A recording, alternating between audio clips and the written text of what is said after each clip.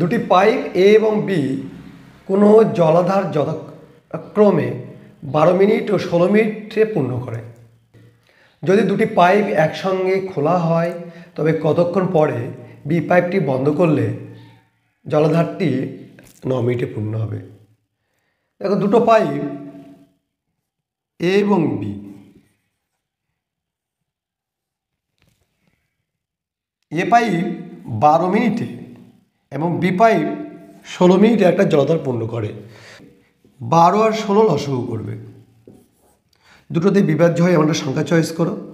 4, 4 3 12, 4 4 16। লসাগুটা কী হবে? 4 গুণ 3 গুণ 4, 48। চৌবাচ্চা 48 লিটার জল ধরে তোমরা ধরে নিলে।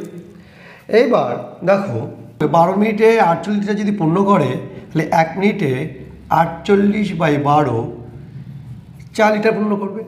একইভাবে 16 মিনিটে যদি 48 লিটার পূর্ণ করে তাহলে 1 মিনিটে করবে 48/16 সমান 3 লিটার পূর্ণ করবে। অর্থাৎ এ পাইপটি 1 মিনিটে 4 লিটার পূর্ণ করে এবং বি পাইপটি 1 মিনিটে 3 লিটার জল পূর্ণ করে।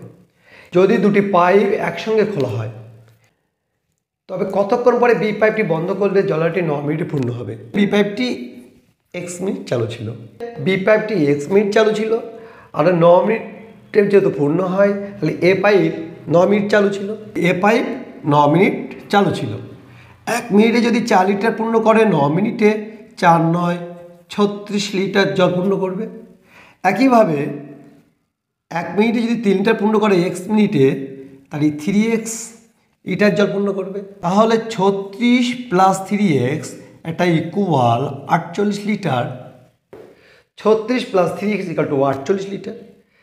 তাহলে 3x ইকুয়াল 48 - 36, অর্থাৎ x ইকুয়াল টু 48 থেকে 36 বাদ দিলে তোমরা পাবে 12/3।